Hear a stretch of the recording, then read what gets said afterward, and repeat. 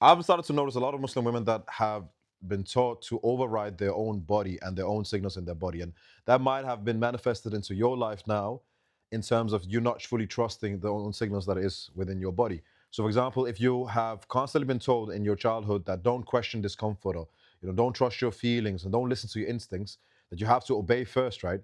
You got to understand that there is in developmental psychology, it shows that when children, when they are rewarded for obedience, but they are punished for their bodily signals, they learn something which is really dangerous.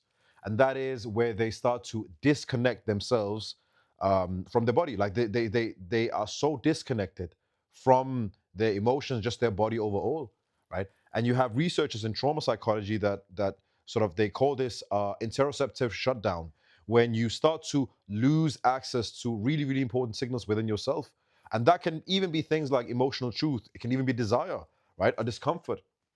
And all of this is sort of trained from a very, very young age, right? So if you say you were a little girl and you were really uncomfortable, right? And you're constantly being told that, oh, yeah, it's waswasa or it's weakness or it's disrespect. Well, from that particular point, your nervous system has learned different lessons, right? One is that your internal signals are wrong, right? Your internal signals are wrong and you shouldn't trust your own instinct. And there are a lot of trauma researchers that talk about how sort of this repeated dismissal of a child's internal experience, that is what creates that long-term disassociation, right? And it's sort of this quiet disassociation that happens from you to like you, where you get disconnected with yourself, right? Where you can still operate, but you still feel empty some way, right? And you might grow up, and then afterwards you might be confused, like, why don't I feel any desire, or why don't I feel pleasure, or all of this.